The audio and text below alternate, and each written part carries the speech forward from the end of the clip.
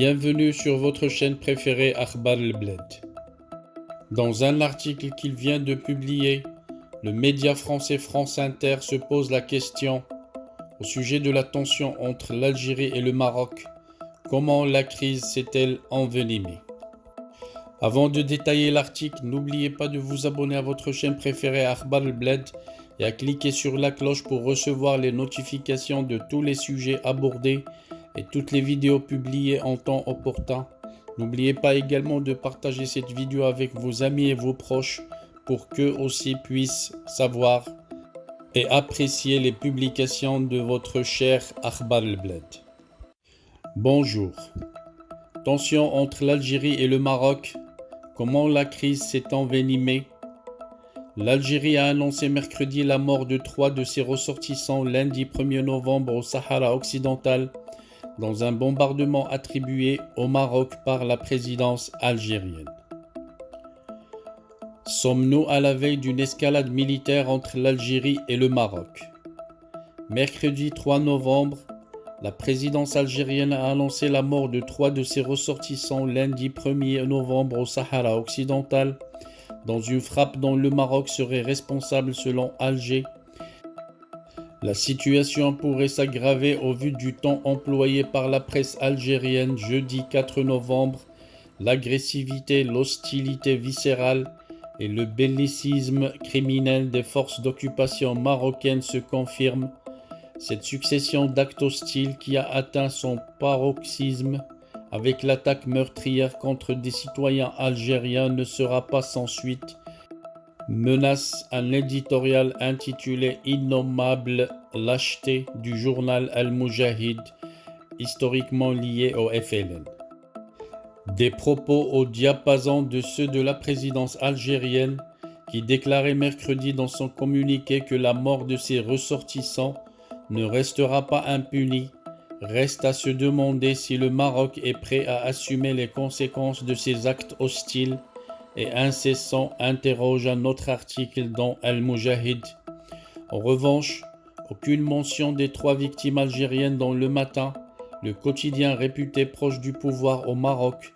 Les autorités marocaines ne s'expriment pas sur la question, mais l'AFP cite une source marocaine informée qui assure que Rabat ne sera jamais entraîné dans une spirale de violence et de déstabilisation régionale.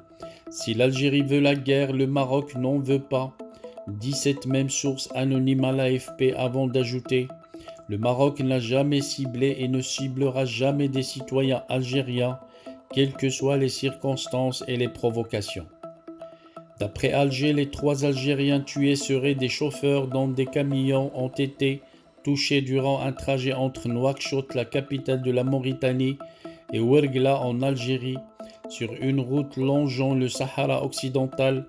Les autorités algériennes estiment que le bombardement a été effectué avec un armement sophistiqué, dans une allusion au drone de combat turc Bayraktar TB2 reçu par le Maroc à la mi-septembre. L'attaque s'est probablement déroulée au Sahara occidental, l'armée mauritanienne ayant démenti qu'un tel bombardement se soit produit en territoire mauritanien. L'actuelle crise entre Alger et Rabat a démarré il y a près d'un an, en décembre 2020, quand l'Algérie a dénoncé des manœuvres étrangères visant à la déstabiliser après la reconnaissance par les États-Unis de la souveraineté du Maroc sur le Sahara occidental, en contrepartie d'une normalisation des relations entre le Maroc et Israël. Le 18 juillet 2021, la tension monte. Alger rappelle son ambassadeur à Rabat en réaction aux propos d'un diplomate marocain qui a exprimé son soutien à l'indépendance de la Kabylie, région berbérophone du nord de l'Algérie. Puis le 24 août 2021, Alger rompt ses relations diplomatiques avec le Maroc. Rabat regrette alors une décision complètement injustifiée.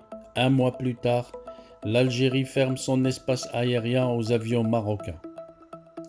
L'un des principaux sujets de discorde entre les deux voisins est le statut du Sahara occidental, ce territoire de 266 000 km² situé sur la côte atlantique, bordé par le Maroc, la Mauritanie et l'Algérie quasi désertique, Le Sahara occidental est riche en phosphate et son littoral long de 1100 km est très poissonneux. Cette ex-colonie espagnole est considérée comme un territoire non autonome par l'ONU. En l'absence d'un règlement définitif, il est habité par plus de 500 000 Sahraouis. De 100 000 à 200 000 réfugiés du Sahara occidental vivent eux dans des camps près de la ville algérienne de Tindouf, non loin de la frontière avec le Maroc, précise France Inter.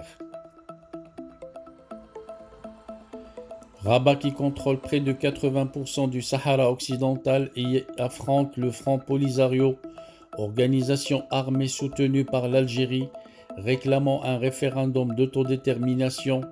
Le Sahara occidental est en fait coupé en deux, du nord au sud depuis les années 1980, par un mur des sables long de 2700 km érigé par le Maroc.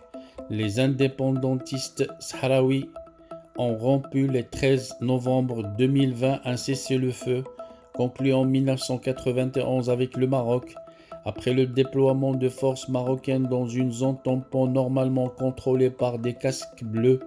6 soldats des forces royales marocaines auraient été tués depuis la rupture du cessez-le-feu. Lors d'une période d'embellie dans les relations entre Alger et Rabat, début février 1989, le président algérien Chadli Ben Jdid s'était rendu à Ifrane dans le massif du Moyen Atlas, première visite d'un chef de l'État algérien au Maroc depuis 1972. Un accord était alors conclu entre les deux voisins pour l'installation d'un gazoduc devant relier l'Algérie à l'Europe à travers le Maroc, symbole à l'époque de la bonne entente entre l'Algérie et le Maroc. Le gazoduc Gaz Maghreb-Europe était mis en fonctionnement en 1996. Depuis cette date, l'Algérie expédiait vers l'Espagne et le Portugal environ 10 milliards de mètres cubes de gaz naturel par an grâce à ce gazoduc. En contrepartie du transit sur le territoire marocain, Rabat recevait annuellement près d'1 milliard de mètres cubes de gaz naturel, mais Alger a décidé dimanche 31 octobre de ne pas reconduire le contrat du gazoduc. L'Algérie justifie sa décision par des pratiques à caractère hostile du Royaume du Maroc. Les livraisons de gaz algérien à l'Espagne se font désormais exclusivement via un autre pipeline, le gazoduc sous-marin Medgaz, et sous forme de gaz naturel liquéfié, livré par la voie maritime.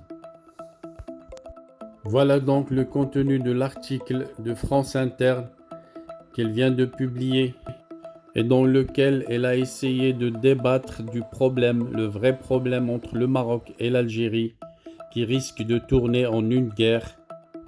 Merci de votre attention. Rendez-vous au prochain sujet, prochaine vidéo sur votre chaîne préférée Akhbar El Bled.